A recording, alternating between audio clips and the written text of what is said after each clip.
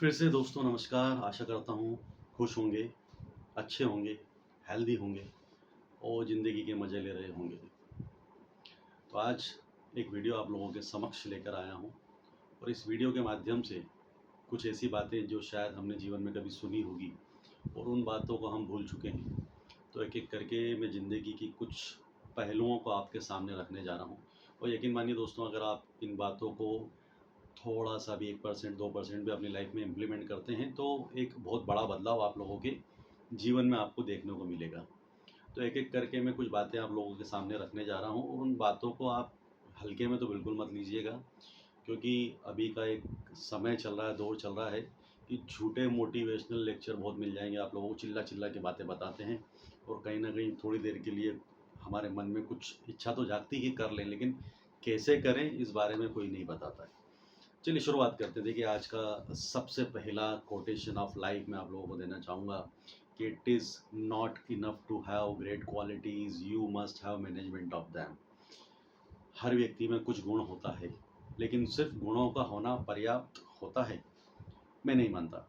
गुण हर किसी में है, लेकिन अगर उस गुण का मैनेजमेंट अगर आप सही तरीके से नहीं कर रहे हैं, उस क्वालिटी का मैनेजमेंट अगर आप सही तरीके से नहीं कर रहे हैं, तो वो क्वालिटी भी क्वालिटी नहीं रहती है। एक छोटा-सा एग्ज़ाम्पल मैं देना चाहूँगा। कुछ सालों पहले हमने वर्ल्ड कप जीता था। उस वर्ल्ड कप में हमारे पास में 3 बहुत ही क्वालिटी वाले प्लेयर थे। पहले थे सचिन तेंदुलकर, दूसरे महेंद्र सिंह धोनी और तीसरे थे हरभजन सिंह।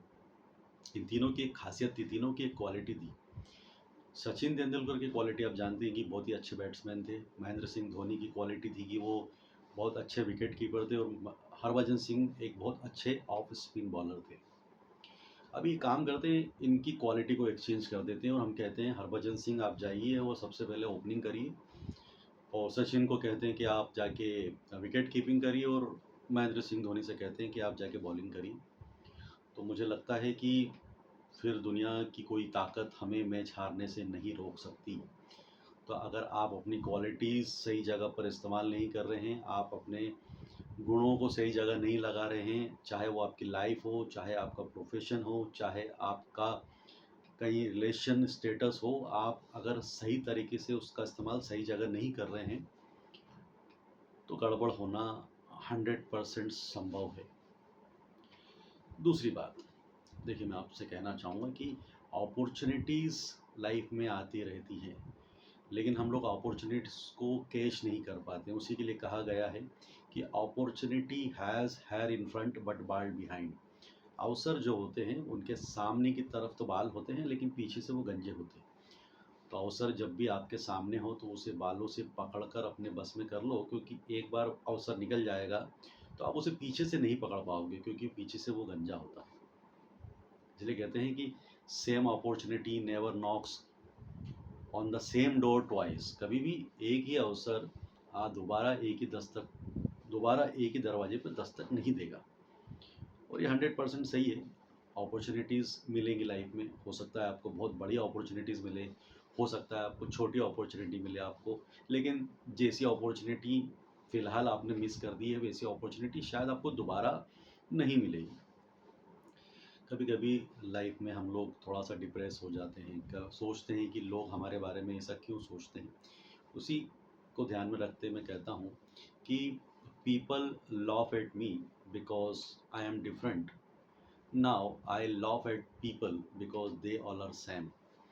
लोग मुझ पर हंसते हैं क्योंकि उनको ऐसा लगता है कि मैं अलग हूँ। अब मैंने लोगों पर हंसना शुरू कर दिया है क्योंकि मुझे ऐसा लगता है कि ये सब एक जैसे ही हैं। तो लोग हंसेंगे आपके ऊपर, और लोग हंस रहे हैं, लोग आपके पीछे कुछ बुराइयां कर रहे हैं, तो यकीन मानिए कि आपके अंदर कुछ ना कुछ ऐसी काबिलियत है जो उनसे हटकर है और उनसे आगे है। इसी को इस तरीके से समझते हैं कि one who envies admit his inferiority. वह व्यक्ति जो ईर्ष्या करता है वो अपने आप को छोटा समझ लेता है। अगर आप किसी से जलन भावना रखते हैं तो उसका कारण सिर्फ यही है कि आपने उसको अपने से बड़ा या अपने से ज़्यादा काबिल समझ लिया है।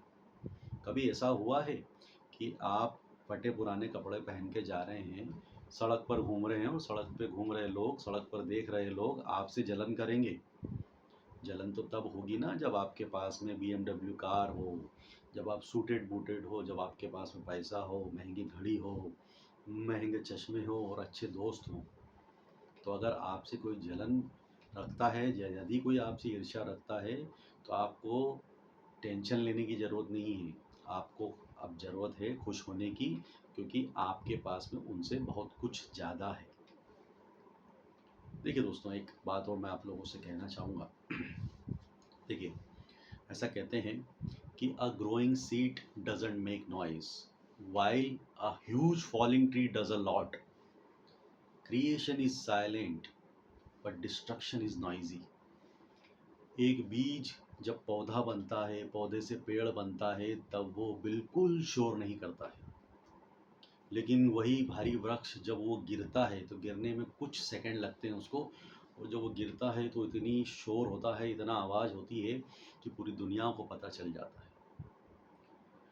आपके अंदर अच्छाइयाँ आएंगी, आपके अंदर पॉजिटिव चीज़ें आएंगी, आप बहुत अच्छा काम करेंगे, सब धीरे धीरे धीरे होगा, लोगों को बिल्कुल भी पता नहीं चलेगा।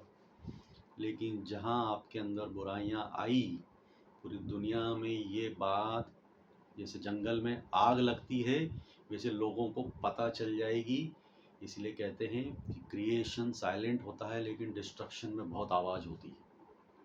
आप बहुत अच्छे व्यक्ति हैं, आप लोगों की सहायता करते हैं, आप टीचिंग करते हैं, आप डॉक्टर हैं, आप बहुत बड़े कंपनी के मालिक हैं, सब लोगों के मन में आपके लिए बहुत आदर भाव है। लेकिन कहीं आपको शराब के ठेके पर किसी ने देख लिया तो यकीन मानिएगा, जितनी अच्छाइयाँ थी वो सब गई तेल लेने के लिए। सबसे पहले लोग आपकी बुराई करना शुरू करेंगे कि ये व्यक्ति शराब के ठेके पे खड़ा था, भले ही आपकी कोई मजबूरी क्यों ना हो। इसलिए कहते हैं कि creation is silent but destruction is noisy. इसी को आगे बढ़ाते हुए मैं कहता हूँ कि if gold rust then what shall iron do. दोस्तों, आप सोना हो, और सोने को कभी जंग नहीं लग सकता, क्योंकि जिस दिन सोने को जंग लगना शुरू हो गया तो लोहे की तो कोई औकात ही नहीं है। आप सोना हो, अब अगर आप अपने अंदर की काबिलियत को जान नहीं पा रहे हैं और उस काबिलियत के दम पर कुछ कर नहीं पा रहे हैं तो ये सोने में जंग लगने के समान है। और जो निठल्ले हैं, नाकारा हैं, उनकी तो फिर हैसियत ही क्या है।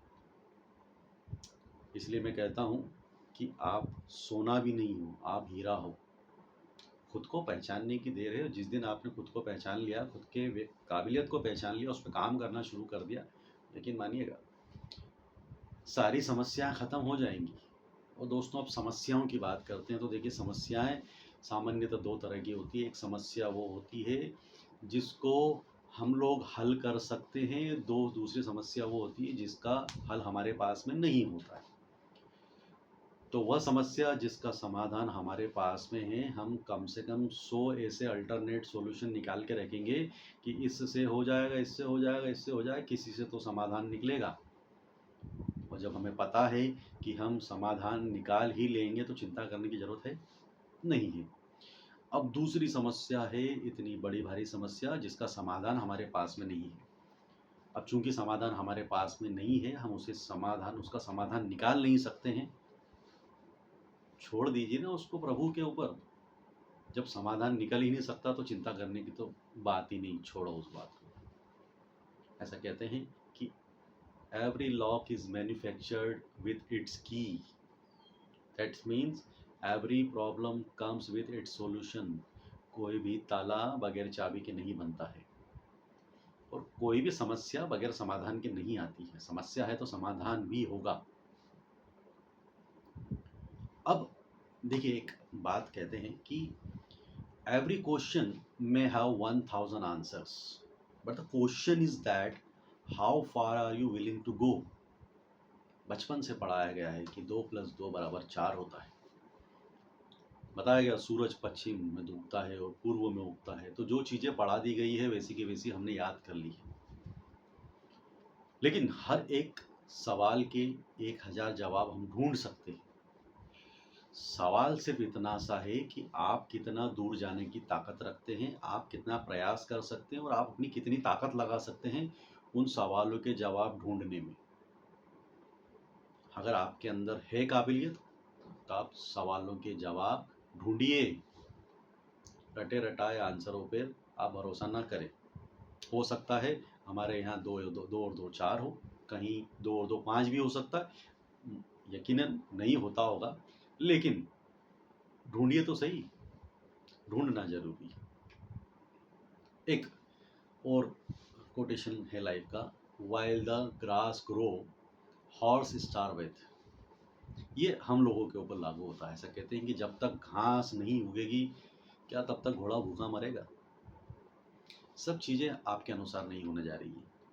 कभी कभी आपके अनुसार नहीं होंगी चीज़ें, फिर भी आपको जीना है, आपको काम करना है, आपको स्ट्रगल करना है, आपको सब कुछ करते रहना है। और एक बहुत अच्छी बात कही जाती है जीवन के बारे में कि जीवन बड़ा लंबा है, जीवन तो काटना है, और काटोगे तो रोओगे।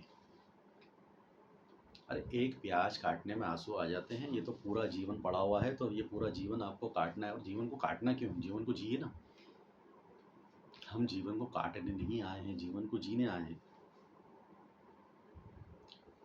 देखिए, मैं ये बातें आप लोगों से इसलिए कह रहा हूँ क्योंकि हमारी लाइफ में जब प्रॉब्लम्स आती हैं तो हम लोग मोटिवेशन के लिए मोटिवेशनल लेक्चरर्स को सुनते हैं, कि हम सुनते हैं कि कोई मोटिवेशन दे दे। तो बातों को चिल्ला चिल्ला के बोलने से, बार बार एक ही बात को रिपीट करने से मोटिवेशन नहीं आएगा। देखिए, जिस व्यक्ति के अंदर पैशन है, जिसके अंदर अपने अंदर कुछ इंस्पिरेशन है, उसको मोटिवेट करने की ज़रूरत ही नहीं है। एक इंसान चाहे तो क्या नहीं कर सकता है, ठीक है ना। और मैं ये बात हमेशा कहता हूँ कि God has created me and I am not the garbage, because God never create garbage. मेरा कहने का मतलब है कि भगवान ने मुझे बनाया है, भगवान ने आपको बनाया है, इसलिए आप कचरा तो बिल्कुल भी नहीं हो। क्योंकि भगवान कचरा कभी पैदा नहीं करता है। भगवान ने जो भी पैदा किया है वो हीरा पैदा किया है। भगवान ने छोड़ दिया है कि जा बेटा खुद को पहचान ले, खुद की कीमत लगा ले। अगर तुमने खुद की कीमत पहचान ली, खुद की कीमत लगा ली, तो तुम्हारा जीवन सफल है। नहीं तो न जाने ऐसे कितने लोग हैं जो आ रहे हैं, जा रहे हैं, जिन्हें कोई नहीं पूछ रहा है। मर जाता है कोई व्यक्ति तो तीसरे दिन लोग भूल जाते हैं। आपको वहाँ पर लोग ताश पत्ती खेलते हुए मिल जाएंगे। ये जीवन का सत्य है। चलिए आगे बात थोड़ा सा और बढ़ाते हैं। देखिए, अगर आपको नॉलेज बढ़ाना है तो नॉलेज बढ़ाने का सबसे अच्छा तरीका मैं आपको बताना चाहूँगा। ऐसा कहते हैं कि no one can have knowledge beyond his experience. किसी भी व्यक्ति का ज्ञान उसके अनुभव से कभी ज़्यादा हो ही नहीं सकता। अगर आपने जीवन में अनुभव लिया है तो वही अनुभव आपके ज्ञान में कन्वर्ट हो जाएगा, आपके नॉलेज में कन्वर्ट हो जाएगा। और नॉलेज पाने का सबसे अच्छा तरीका होता है कि जितना एक्सपीरियंस आप कर सकते हो चीज़ों को, उतना एक्सपीरियंस करिए और नॉलेज तो अपने आप आ ही जाएगा। कभी कभी हम लोग चीज़ों को समझ नहीं पाते हैं। चीज़ों को क्या, हम परेशानियों को नहीं समझ पाते हैं कि हमारे साथ में परेशानियाँ क्यों हो रही हैं। क्योंकि हमें उस चीज़ का नॉलेज ही नहीं होता, उस चीज़ का एक्सपीरियंस ही नहीं होता।